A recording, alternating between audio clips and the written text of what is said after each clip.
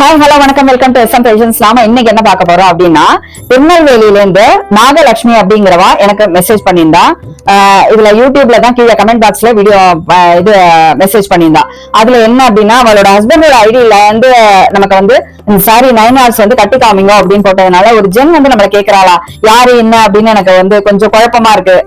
அதுல வந்து ரிப்ளை பண்றதா வேண்டாமா அப்படின்னு யோசிச்சேன். அதனால வித் நீங்க வந்து please send your name and place அப்படின்னு போட்டதுக்கு அப்புறமா நாகலட்சுமி ஃப்ரம் திருநெல்வேலி அப்படின்னு போட்டதுனால அவளுக்கு நான் அதுக்கப்புறம் ரிப்ளை பண்ணினேன். அவ வந்து 9 hours வந்து எப்படி கட்டிக்கணும் அப்படிங்கிற மெத்தட் போட்டு எல்லாம் ஈஸியா இருக்கும், நீங்க ரொம்ப அழகா கட்டிக்கிறீங்க அப்படின்னு ஒரு மெசேஜ் போட்டிருந்தா. அதனுடைய மெசேஜோட கிளிப்பை நான் வந்து இதோட ஆட் பண்ணிக்கிறேன். நாகலட்சுமி அண்ட் அகிலா ராமநாதன் உங்களுக்காகவே இந்த வீடியோ. 9 hours கட்டிக்கிறது ஒன்றும் பெரிய விஷயம் இல்லைங்க, ரொம்ப ரொம்ப ஈஸி. இதுல எந்த இடத்துல எப்படி கட்டிக்கணும், எப்படி கட்டிண்டா கால் தெரியாது, எப்படி கட்டிண்டா பாத்ரூம் போகலாம் ஈஸியா, அந்த மாதிரி எல்லா டிப்ஸுமே நான் நிறையவே சொல்லியிருக்கேன். அதனால இந்த வீடியோவை வந்து எண்டு வரைக்கும் கண்டிப்பா பாருங்க. அது இதோட 4-5 மெசேஜ் நீங்க எல்லாருமே பார்க்கலாம். அந்த மெசேஜ் வந்து நிறைய போட்டதுனால அவளுக்காகவே நான் இந்த வீடியோ வந்து ஷேர் பண்ணணும்னு நினைச்சேன். அதனால நான் வந்து சுடிதார் போடுறது இல்லை அப்படிங்கறதுனால நான் இந்த சாரி கட்டின்னு இருக்கேன். இந்த 6 கஜம் சாரிக்கு மேலேயே இந்த 9 hours நான் வந்து கட்டி காமிக்கிறேன். இது கட்டி காமிச்சுட்டு உங்களுக்கு அதுக்கப்புறமா இதை வீழ்த்துட்டு இதை வந்து நார்மல் சாரியா நானே கட்டின் வருது எப்படிங்கிறத அது அப்புறம் கட்டினதுக்கு அப்புறம் அது எப்படி இருக்கு அப்படிங்கறதையும் நான் உங்களுக்கு ஷேர் பண்றேன். இப்ப வந்து இதுக்கு மேலேயே நான் இதை கட்டி காமிக்கிறேன், சரியா? அதனால எல்லாரும் 6 கஜத்துக்கு மேல வந்து 9 கஜம் கட்டின்னு இருக்கா அப்படின்லாம் சிரிக்க கூடாது.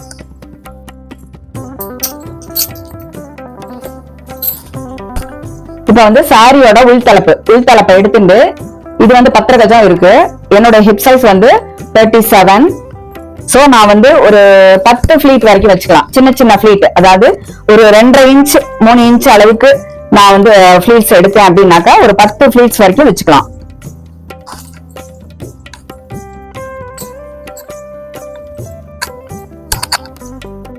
ரெண்டு 3 4 5 6 7 ஆயிருக்கு. 8 9 10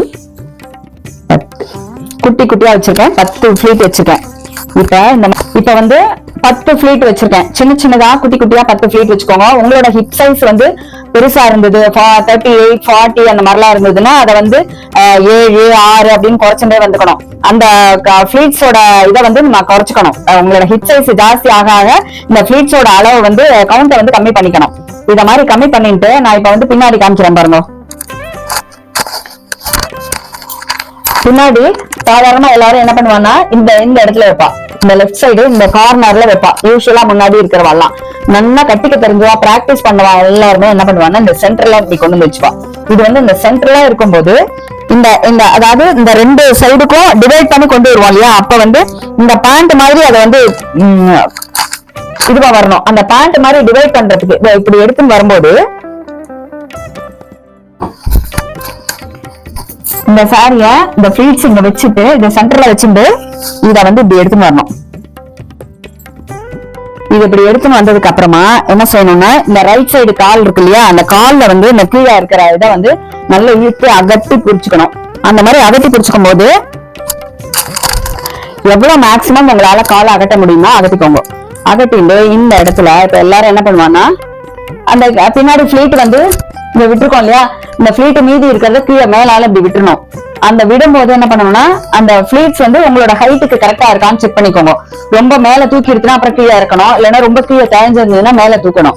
அந்த ஃபிளீட்ஸ் வந்து காலோட ஹைட்டுக்கு கீழே தழையாம காலை தடுக்காம இருக்கான்னு பார்த்துட்டு வச்சுக்கோங்க. அது வச்சுட்டு இத வந்து நான் என்ன பண்ணுவேன்னா, எல்லாரும் என்ன பண்ணுவா, எடுத்து இப்படி முடிவா. நான் முடியவே மாட்டேன்.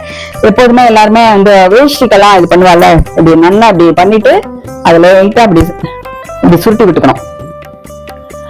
அந்த மாதிரி 2 சுருட்டி விட்டுட்டேன்னா புடவை எக்காரணத்தை கொண்டு அவராது, உங்களுக்கு நல்ல டைட்டா நிக்கும். இப்ப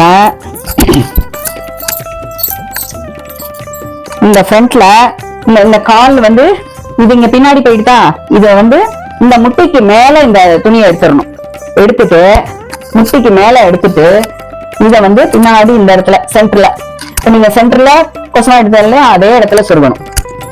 அந்த மாதிரி சொருகும் போது இப்ப கீழே பின்னாடி பாருங்க, காலை அகட்டி வச்சுட்டு இருக்கேன்னா கீழே அந்த ஃபிளீட் இருக்கா, இந்த இந்த போர்ஷன் வந்து இங்க பாயிண்ட் மாதிரி இது வந்து கால் தெரியாம ஃபுல்லா கவர் ஆயிக்கும் அந்த ஃபிளீட்ஸ். இந்த கால் வந்து இங்க இருந்து இது இப்படி வரும், இதுவும் வந்து இது சென்டரா வரணும். இது வந்து ரைட் சைடு தள்ளி வரக்கூடாது, ரொம்ப லெஃப்ட் சைடு தான் வந்ததுன்னா தடுக்கும். அது தடுக்காம இருக்கிறதுக்கு இந்த சைட்ல இத நல்லா தூக்கிட்டு இந்த கால்ல இருந்து இப்படி, இப்ப உங்களுக்கு புரியும் நினைக்கிறேன், இந்த ஃபிளீட்ஸ் தனியாவும் இந்த இது தனியாவும் இந்த இந்த இடத்துல ஒரு வி மாதிரி வரணும். அது வந்ததுனாதான் நமக்கு வந்து பின்னாடி தடுக்காம வரும், நடக்கும்போது கீழே உட்காந்து எழுந்துக்கு மேல தடுக்காம வரும். சரியா? இப்ப இது மேல இருந்து வருது இல்லையா, இத வந்து கீழால கொடுத்து பின்னாடி மடிசார் வாங்கணும். அந்த மடிசார பின்னாடி எடுக்கும் போது இந்த கொசவா இருக்கு இல்லையா, அந்த கொசவான எல்லாத்தையும் வெளியில எடுத்து விடணும். கொசவான எல்லாத்தையும் வெளியில எடுத்து விட்டுட்டு இந்த மடிசார் வந்து இப்படி மேல தூக்குற இல்லையா, அந்த தூக்குறது வந்து முழங்காலுக்கு லைட் முழங்காலோட இருக்கணும். முழங்காலுக்கு ரொம்ப கீழே இருக்கக்கூடாது, அப்படின்னா மடிசார் தெரியும். இந்த இடத்துல வந்து சுருகணும். ஆனா ரொம்ப முழங்காலுக்கு மேல இது வரைக்கும் ஃபுல்லா தூக்கிட்டேன்னாக்கா கீழே வந்து பேண்ட்டை வந்து டிவைட் பண்ணி மேல தூக்கி விட்டுரும், அப்ப கால் தெரியும். அதனால மடிசாரை வந்து ரொம்ப கீழே தழைய தொங்கவும் இருக்கக்கூடாது, ரொம்ப மேல ஏத்தியும் இருக்கக்கூடாது. கரெக்டா அந்த முட்டியோட இருக்கணும். அத மாதிரி வச்சிருந்ததுக்கு அப்புறமா இப்ப இந்த தலைப்புல இருந்து இத வந்து இப்படியே ஃப்ரண்ட்ல இருந்து இப்படி எடுத்து இப்படி கொண்டு வரணும். அது கொண்டு வரது ஃப்ரண்ட் பேக் பார்த்து கொண்டு வரணும். இப்படி கொண்டு வந்தேன்னாக்க இது வந்து மேல அந்த பார்டரோட உள்பக்கம் வந்து வெளியில வருது. சோ அப்படி இல்லாம நீங்க என்ன செய்யணும்னா, அப்ப உள்ளூர் பக்கம் இருக்கு இல்லையா, அந்த பக்கத்தை எடுத்துக்கணும். அந்த பக்கத்தை எடுத்து இது வந்து ரைட் சைடு சொருகிக்கிறோம். இந்த ரைட் சைடு சொருகிக்கிறது வந்து எல்லாரும் கம்பல்சரி சொருகிக்கணும்னு அவசியமே கிடையாது. இது வந்து இப்படியே எடுத்துன்னு வந்து போட்டுக்கலாம். அந்த மாதிரி போட்டுக்கும் போது இந்த சாரியோட தலைப்பு ரொம்ப எக்ஸஸா இருந்தது அப்படின்னா இந்த சைடு விட்டு சொருகணும். நான் இப்ப வந்து விட்டு சொருகிட்டே பண்றேன். இந்த சைடு கொஞ்சமா இழுத்து இந்த ரைட் சைடே சொருகிக்கோங்க.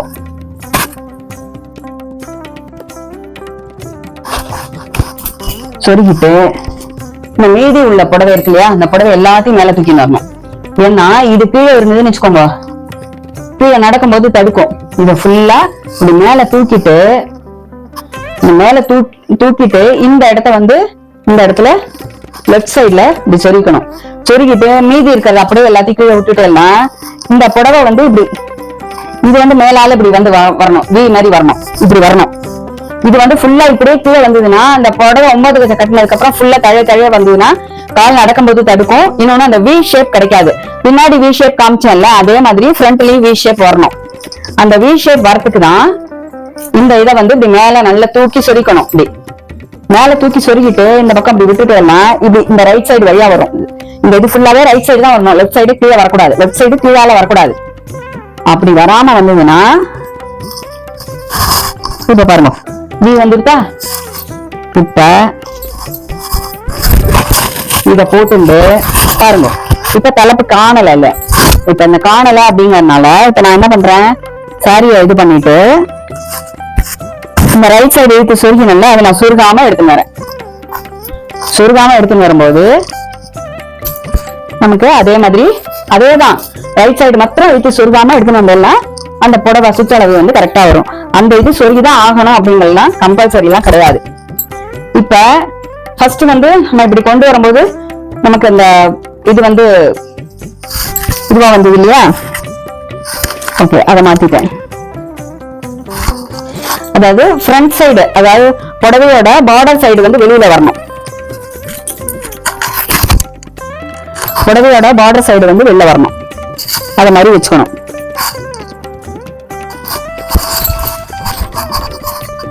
அந்த மாதிரி வச்சு கொண்டு வரும்போது புடவையோட பார்டர் வந்து இங்க வைக்கும்போது கரெக்டா வரும். அப்ப இந்த இடத்துல இப்படி வைக்கும்போது இது வந்து எக்ஸஸா இந்த இடத்துல வரும். அதை பத்தி நீங்க கவலையே பட வேண்டாம். இதை வந்து உங்களுக்கு கரெக்டா வச்சுட்டு ஃபிளீட்டே வச்சுட்டே வாங்க. அப்படியே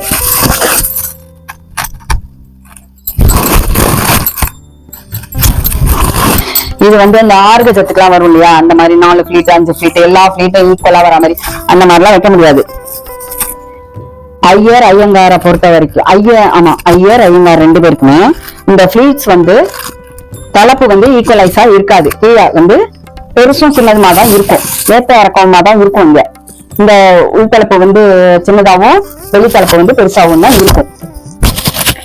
இப்ப இப்படி வச்சிருந்தாச்சு. இப்படி வச்சிருந்ததுக்கு அப்புறம் இந்த மீதி உள்ள அந்த எக்ஸஸ் இருக்கு இல்லையா, அந்த எக்ஸஸ் அப்படி கொண்டு வந்து இந்த இடத்துல அப்படி சொல்லிக்க வேண்டியதான். இப்போ இந்த உள்பக்கம் ஒரு தலைப்பு இருக்கு இல்லையா, அந்த தலைப்பை இப்படி எடுத்து இப்படி விட்டுக்கணும்.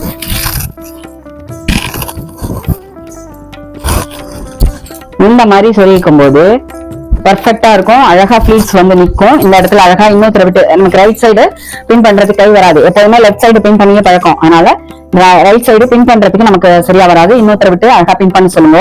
அது பின் பண்ணும்போது என்ன பண்றது, இந்த பின் பக்கமா இந்த இடத்துல பின் பண்ணிட்டோம்னா 9 கஜத்துக்கு ரொம்பவே அழகா இருக்கும். இப்ப பாருங்க, எங்கேயாவது கால் தெரியுதா? நான் வந்து உள்ள வந்து பிங்க் கலர்ல சாரி கட்டின்னு இருக்கேன், நீங்க பாத்துக்கலாம், ஏற்கனவே காமிச்சிருக்கேன். ஃப்ரண்ட்ல ஏதாவது தெரியுதா? ஃப்ரண்ட்ல அது ஏன் தெரியல அப்படின்னா, நான் முன்னாடி வந்து 6 கஜம் கட்டிக்கும் போது ஃபர்ஸ்ட் உள்பாவோட எடுத்து மேல சொருகிட்டு அதுக்கப்புறமா சாரி கட்டினேன். வெறும் சாரினாக்க மேல மடிசாரி எடுத்து கட்டிக்கும் போது நமக்கு ஈஸியா இருக்கும். பெட்டிகோட்டோட சேர்த்து கட்டும் போது உங்களால மேல இழுத்து கொண்டு போக முடியாது. அதனால பெட்டிகோட் கட்டிண்டு 9 கஜம் கட்டிக்கிறவா பெட்டிகோட் கட்டினதுக்கு அப்புறம் அழகா இந்த சைடு அப்படி இழுத்து இப்படி இந்த இடத்துல இப்படி சொருகிக்கோங்க. அந்த பெட்டிகோட்டோட ஹைட் வந்து முட்டிக்கு கீழே இறங்கக்கூடாது. அந்த மாதிரி இருக்கும்போது நம்ம வந்து 9 கஜம் கட்டினா உள்ளுக்குள்ள என்ன வேர் பண்ணிருக்கோம் அப்படிங்கிறது வெளில தெரியாது. இப்ப நான் வந்து ஒரு சாரியே 6 கஜம் புடவையே நான் கட்டின்னு இருக்கேன். உங்களுக்கு இந்த இடத்துல 6 கஜம் சாரி வருது, பிளவுஸ் வருது. உங்களுக்கு இந்த இடத்துல மட்டும்தான் இப்ப உங்களுக்கு 6 கஜத்தோட சாரி தெரியும். வெளியில கீழே கால் வரைக்கும் நான் காமிக்கிறேன் பாருங்க, எம்பி கூட நான் காமிக்கிறேன். கீழே கால்லயும் பிங்க் கலர் தெரியல. இந்த பேண்ட் டிவைட் ஆகுது, ஈஸியா இருக்கு, உட்கார்றதுக்கு ரொம்ப கம்ஃபர்டபுளா இருக்கும். இந்த பின்னாடியும் காமிக்கிறேன், பின்னாடி நிறைய ஃபிளீட்ஸ் வச்சிருக்கேன். இந்த ஃபிளீட்ஸ்ல இருந்து கூட நீங்க கம்மி பண்ணி இன்னும் சுத்தளவு வேணும்னாக்க எக்ஸ்ட்ரா வச்சுக்கலாம். இந்த இடத்துல இப்படி ஒரு தடவி விட்டுட்டேன்னா இது வந்து காட்டன் சாரி தான், நல்ல புஃப்லாம் நிக்கல, ரொம்ப கம்ஃபர்டபுளா இருக்கும். இந்த தலைப்புல வந்து இந்த ஃப்ரண்ட் சைடு வந்து உள்தலைப்பு வெளித்தலைப்பு மாறி இருந்தது அப்படின்னா, நான் லாஸ்ட் வீடியோல சொல்லி தந்தேன், இதை இன்னொரு வாட்டி ட்விஸ்ட் பண்ணி கொண்டு வந்து கட்டிக்கணும். அந்த மாதிரி கட்டிக்கும் போது இந்த சைடும் வந்து நல்ல பக்கம் இருக்கும், இந்த சைடும் நல்ல பக்கம் இருக்கும். ஓகேயா? இத மாதிரிதான் கட்டிக்கணும். இதே மாதிரி நீங்களும் கட்டி பார்த்துட்டு எப்படி இருக்கு அப்படிங்கறத உங்களோட எக்ஸ்பீரியன்ஸை கீழே கமெண்ட் பாக்ஸ்ல போஸ்ட் பண்ணுங்க. இப்ப அந்த சாரியை விட்டுட்டு 9 கஜம் மாத்திரம் கட்டி வந்திருக்கேன். இப்ப எப்படி இருக்கு பாருங்க. சுத்தி வந்து காமிக்கிறேன், கீழே காமிக்கிறேன். கீழே நிறைய ஃபிளீட்ஸ் இருக்கு, இந்த பக்கம் வருது. இந்த எல்லாமே இந்த டிவைட் பண்ணி இந்த வி மாதிரி ஷேப் வந்ததுனால உங்களுக்கு வந்து ஈஸியா இருக்கும். கீழே உட்காந்து எழுந்துக்கிறது எல்லாமே ரொம்ப ஈஸியா இருக்கும். வந்து ஜஸ்ட் பின் எல்லாம் பண்ணிக்கல. இப்ப காலை இது பண்ணி காமிக்கிறேன் உங்களுக்கு. இந்த இடத்துல ஃபிளீட்ஸ் வந்து சென்டர்ல வருது பார்த்தா தெரியும். இந்த சைட்ல வந்து இந்த வி மாதிரி ஃபுல்லா அந்த பேண்ட் கவர் ஆயிருக்கிறது நல்லாவே தெரியும். அதனால அப்படி காலை அகட்டி நீட்டிக்கும் போது ரொம்ப ஈஸியா இருக்கும். அதனால நீங்க உட்காந்து எழுந்துக்கிறதோ நடக்கிறதோ இது பண்றதோ எதுவுமே உங்களுக்கு தடுக்கவே தடுக்காது. அது மாதிரி இந்த ஃபிளீட் இருக்கு இல்லையா, இந்த ஃபிளீட் வந்து கீழே இறங்கிட்டுனாக்க இது மேல தூக்கி போட்டுனாக்க இந்த தலைப்பு வந்து மேல தூக்கிக்கும். அந்த மாதிரி தூக்கிக்கும் போதுதான் கீழே உட்காந்து எழுந்துக்கும் போது உங்களுக்கு கஷ்டமா இருக்கும். அதனால இந்த ஃபிளீட்டை வந்து கீழே இறக்கி விடணும். அப்பப்ப இப்படி அது நீங்க பின் பண்ணிட்டு எல்லாம் மாறவே மாறாது. இந்த இடத்துல பிளேட்ஸ் வச்சு ஃபர்ஸ்ட் பின் பண்ணும்போது இந்த தலைப்பை வந்து கீழே இந்த பக்கம் சைட்ல இருக்கிற இதை வந்து கீழே இறக்கின மாதிரி கட்டிட்டேன்னாக்க உங்களுக்கு தடுக்காம இருக்கும், ரொம்ப ஈஸியா இருக்கும். இப்ப நான் கீழே உட்காந்து காமிக்கிறேன் பாருங்க. உட்கார்ந்துட்டு இருக்கேன், காலை இப்படி வச்சுன்னு உட்காருறது எல்லாமே ரொம்ப ஈஸியா இருக்கும், கம்ஃபர்டபுளா இருக்கும். நான் இது பின் பண்ணிக்கலாம், அதனால கரெக்டா கைண்டு விழுறது. பின் பண்ணிக்காம இருந்தா இன்னும் கொஞ்சம் பின் பண்ணிட்டாக்க ரொம்ப கம்ஃபர்டபுளா இருக்கும்.